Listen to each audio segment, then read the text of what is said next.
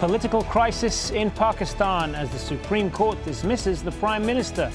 Judges and politicians at odds in another ruling that adds to the country's instability. And what implications will this have beyond Pakistan? This is Inside Story.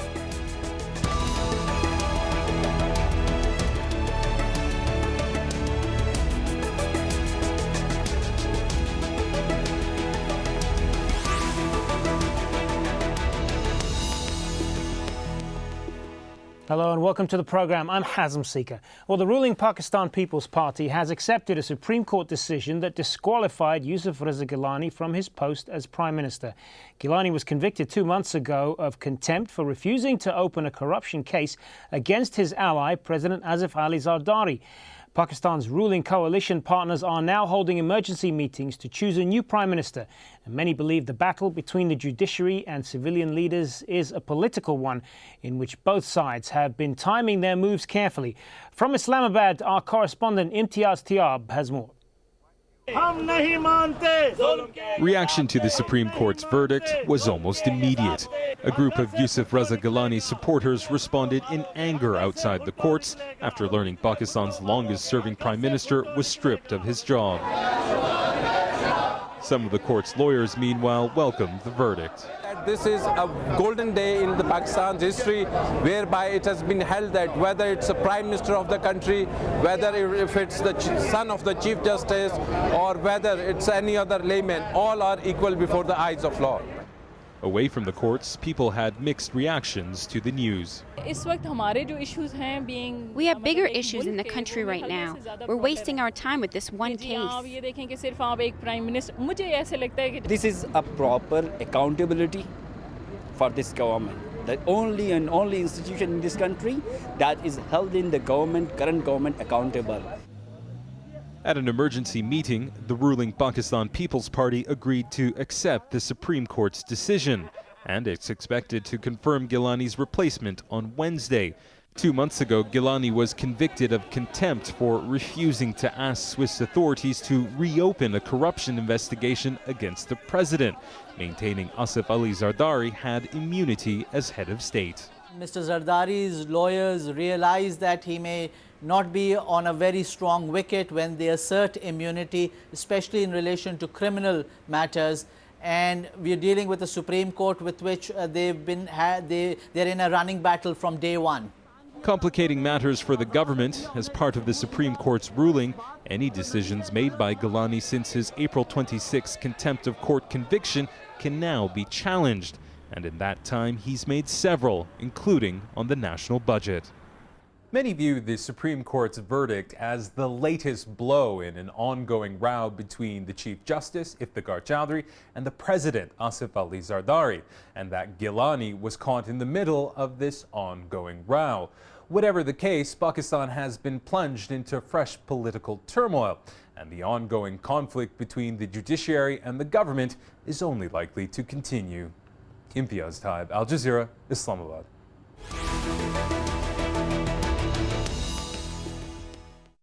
So what's behind the latest crisis in Pakistan? Well, to help us answer this question and more, we're joined by our guests in Karachi.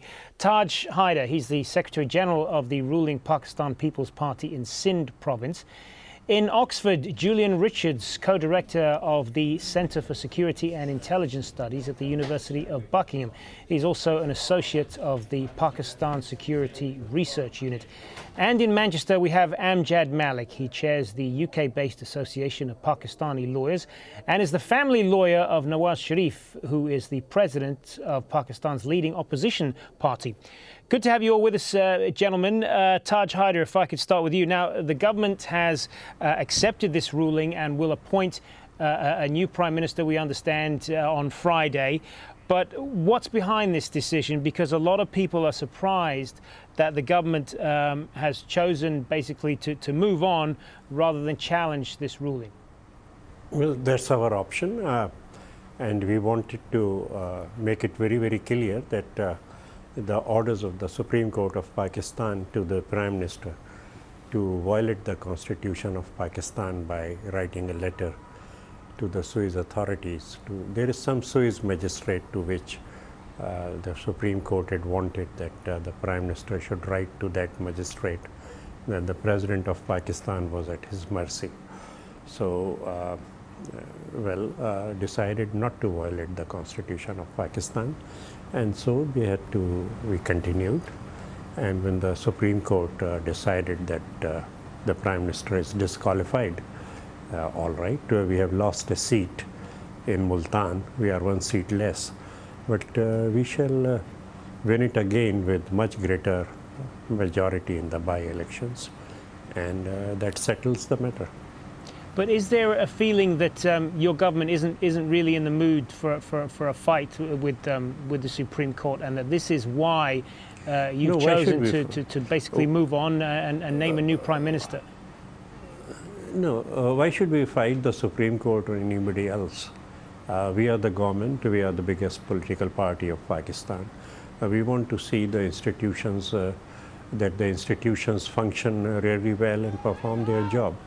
So there is a much bigger task before the Pakistan People's Party, and that is how to depoliticize the judiciary, because the common perception now, which is held in view of the decisions that they have been given, in view of the attitudes that they have adopted, unfortunately, is that judiciary of Pakistan is highly politicized.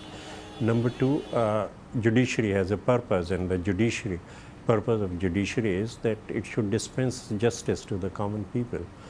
There are hundreds and thousands of cases which are waiting for hearing in the courts of Pakistan. I think the entire judicial system has to be restructured. Then there is a third question. Why should the Chief Justice of Pakistan be above any kind of accountability? Now the nation and the chosen representative and the Pakistan People's Party has to look into these questions and find solutions. Because if this perception, and when the Honorable Court chose to call me in a contempt of court case, I explained it to them and I gave it in the writing that they should watch out, because the right-wing parties were trying to politicize them. But if the commonly held perception is that the higher judiciary is highly politicized, then this is very unfortunate. Yeah, I mean, this really affects the working. Clearly, you don't agree with the Supreme Court's decision here, and so then the question becomes: will the next PM be asked to reopen the case against President Zardari? Because that's something that Gilani was asked to do, and he obviously refused to do. What happens if the court compels the new Prime Minister to do the same? We really don't know, but it will be very difficult for any Prime Minister or for any person belonging to Pakistan People's Party to violate the Constitution of Pakistan and to stab democracy in its back. The days when Farooq Laghari was the President of Pakistan and he opted to do away with the parliament and stab democracy in the back are gone. There are no old solutions and no old tricks that can succeed now. I think, if the Supreme Court feels that a letter has to be written in a closed case, we invite them to write the letter themselves and get the reply. But why should they compel any person belonging to Pakistan People's Party or any public representative to question the immunity of the president and violate the Constitution of Pakistan in this manner? Amjad Malik, I want to put this question to you. If and when a new Prime Minister is appointed, and is he expected to send the same letter to the Swiss authorities over President Zardari's corruption cases? And if he, like Gilani, refuses to comply, is the court going to remove him as well? And if that happens, this leads us back to square one, doesn't it? We'll have to look at the background. I think Prime Minister had a choice to leave honorably, but he chose the other option, whereby the Supreme Court had to push.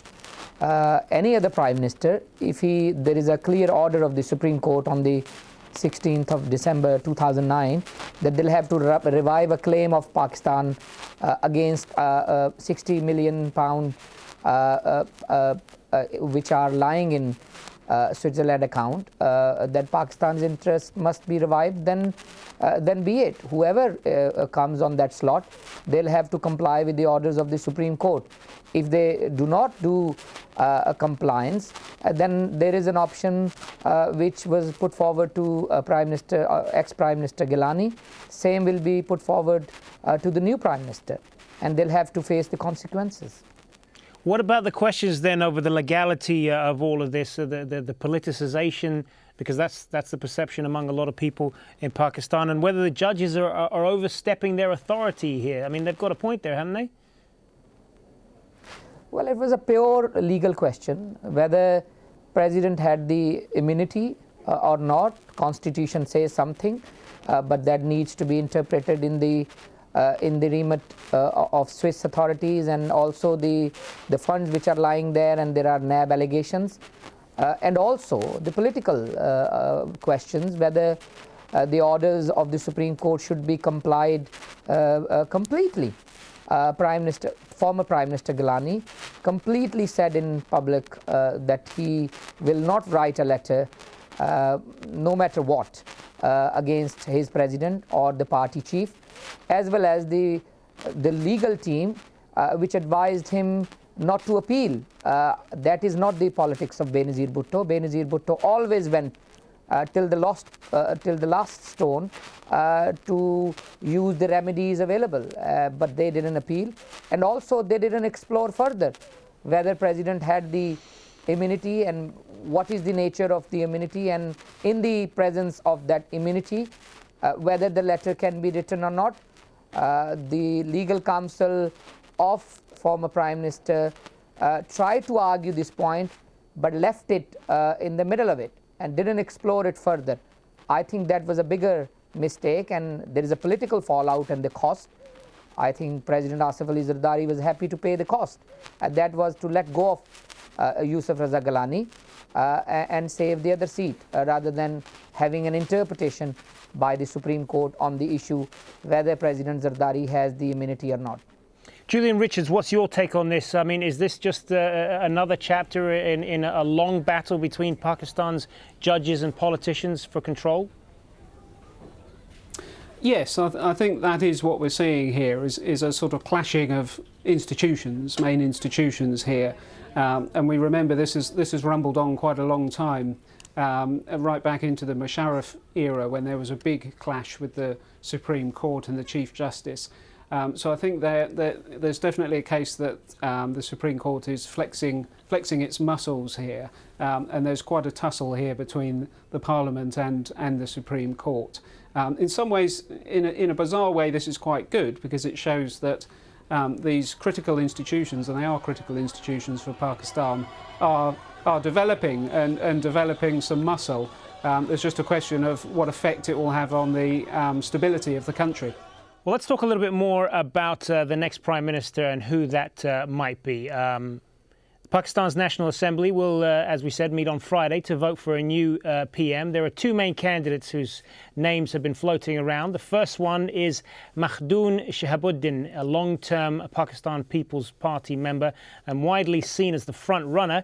He is currently serving as the Textiles Minister. In the past 4 years, he's held 4 portfolios under Prime Minister Gilani.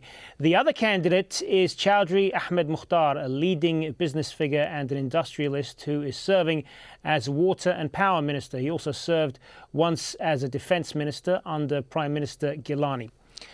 Taj Haider, let's turn to you on this. First of all, who do you think it's going to be? And whoever it is, isn't it basically going to be a short-term Prime Minister with the possibility of elections later at the end of this year?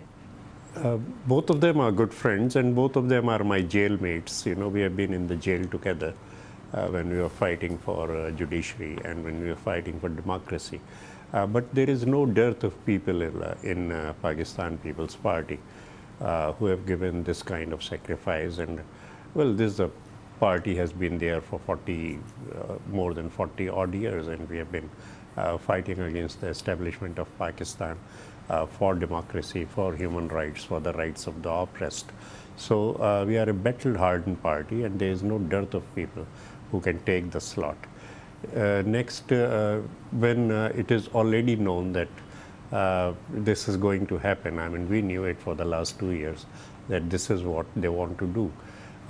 And our confidence was so much that even the lawyers didn't wait in the courtroom to listen to the judgment. We knew what was coming. So when you know what was coming and your calculations turn right, then you already have strategies in place, and those strategies are in place. So we have done our homework, and so whoever comes, he'll follow the party program. I want to say that they have gone off mark. There is no crisis as such, and we are doing our job. I hope they also do their job. Amjad, Malik, the original case that the Supreme Court is concerned with here is the issue of the alleged corruption case against President Asif Ali Zardari. This is what they wanted Gilani to pursue, and he refused. This relates to something over 10 years ago in which they wanted, in which he was accused of money laundering in a Swiss bank, and they wanted the Swiss authorities to reopen an investigation, and they wanted the Prime Minister to do that. A lot of people, both inside and outside of Pakistan, are basically looking at this as an issue that happened, the alleged crime happened so long ago, and there are so many other problems in Pakistan right now that the judges and the politicians are basically tangling over an issue that they see as meaningless. What do you say to that? Well, I think what we must appreciate is the People's Party has decided to move on, which is a saner choice, that they should form the government because all the ministers are gone, and select a prime minister. That's a appreciable decision. However, accountability has always been used as a tool against politicians and others. And I think when People's Party government had the choice, they could have given the bread, cloth, and the house they promise. However, after 4.5 years, nearer to completing the term, there is no electricity. People are on the street protesting. There is a widespread corruption allegations. Scandals over scandals are before Supreme Court, which the NAB, which is the body which should be there to investigate those scandals, have failed to do so. There has been complete disagreement on the appointment of who should be heading it. The person is still disputed, and I think in this climate, if Supreme Court keeps hearing cases of scandals, Hajj scandal, NICL scandal, ephedrine scandal, where the medicine was unauthorizedly given to few companies, I think it will have to come up. The jail, having spent time in jail, shouldn't be the criteria. The criteria should be that the People's Party government, when have the chance to deliver on the promises on which they were elected, and I think legal questions should have been dealt with legally. Here, the legal question is tried through political strategy, and now People's Party is trying to get some dividend out of a political strategy. I think, to me, it's wrong. Benazir Bhutto would have decided totally differently. And accountability process, it should apply to all. No sacred cows. When you are expecting accountability from a chief judge, then president or prime minister or any other person should also be accountable and should offer themselves for that accountability. Julian, slashing funds. All right, Julian, slashing funds is an issue. Julian Richards, I want to ask you what implications you believe this is going to have for Pakistan's relations with the United States, because as you know, the relations between the two countries over the past year or so have been pretty rocky, to say the least, over a number of issues. But Raza Gilani was a prime minister who was in the job for several years. He was somebody that they dealt with. He was a known entity. What is this going to mean for them now? Well, I think there are two things that the United States and the other Western partners of Pakistan will be worried about. One is stability within Pakistan and the continuation of the democratic process. And the other is, particularly for the US, the resolution of all these difficult issues that have bedeviled the relationship the last 2 years or so, particularly the issue of taxing of NATO convoys passing through Pakistan, apologising for the attack on the border post that killed Pakistani soldiers and so on. So I think the Americans will probably be feeling, have very mixed emotions about this. First of all, as you said just now, Gilani was a known quantity. And although he often made quite bellicose statements against the West in the press, particularly when there were allegations of the ISI supporting militants and so on, behind the scenes, I think he was basically seen as a reasonable ally and somebody that they knew and could trust to a certain degree. So they'll be waiting with great care to see who the next guy is and what he's going to be like. And of course, the danger is that it sets things back. All of these difficult issues that I've described that the Americans are very keen to have resolved, this whole issue just puts some of those things back while we wait for this particular little crisis to be resolved. And what do you think the army fits into all of this? Because the thinking is basically whoever the Prime Minister is, when it comes to issues of foreign policy and security, it's essentially the Pakistani military that calls the shots. Yeah, and as ever in Pakistani politics, the big question, particularly when there's some sort of crisis, constitutional crisis or political crisis like this, thoughts turn to what are the military up to, who are they backing, where are they in all this. I actually think at the moment the military aren't in a very strong position because they're quite unpopular at the moment across Pakistan. The whole issue of the Bin Laden raid and so on. And various other issues has meant that they're not necessarily in a very strong position here. But with all of that said, of course, the military are still in very much a position of power. And I think you're absolutely right. Whatever happens here, the military will need to be reasonably content with it. Taj Haider, if I could turn back to you, and I want to ask you the same question about where the army figures into all of this, because one of the criticisms that's been made, or one of the observations perhaps that's been made, is that the Supreme Court is essentially acting as a kind of agent for the army here as a check on the civilian government. Any truth to that, you think? I take exception to that. Because we have democracy in Pakistan, thank God, and the people are going to decide. Change of Prime Minister does not really affect the policy decisions which are taken collectively.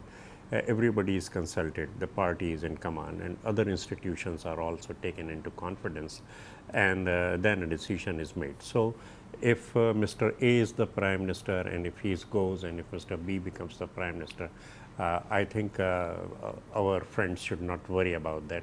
The position of the government of Pakistan remains the same as it was when Prime Minister Gilani was in power.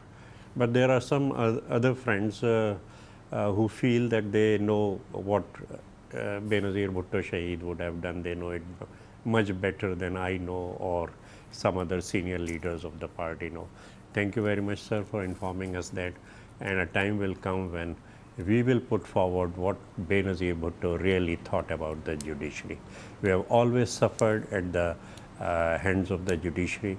Gilani is not the first Prime Minister who has been, but this time, well, times have changed, and we must know that time has changed. And if times have changed, we will have to take decisions which reflect the will of the people of Pakistan. All right, just in the last minute that we have left, I want to give the last word to Amjad Malik on this, and if you want to respond to what Mr. Haider has just said. Well, I respect him and his views, and I think the Chief Justice was considered by Benazir as her Chief Justice, and that Chief Justice exhausted all the normal recourse by giving the chance for the Speaker to dispose of this issue, but the matter came back to his court, and I think he did the finality by completing the justice which was his remit under Article 187. Talking about the army, I think it's a crucial factor, but People's Party has sensibly moved on. If it erupted as an institutional clash, that would have damaged the democratic process or the norms. I think by having a new leader of the House, that will open a new window. Whatever happens next, will be decided by the future events. But that all is right. Well, still an appreciable we will act. certainly be following all that happens next in Pakistan, but we are unfortunately out of time. We're going to have to leave it there. I want to thank all three of our guests in Karachi, Taj Haider; in Oxford, Julian Richards; and in Manchester, Amjad Malik. We want to thank you for joining us on this edition of Inside Story. As always, if you want to send us your feedback, you can just email your thoughts to us at insidestory@aljazeera.net. I'm Hazem Seeker. Thanks for watching. Bye for now.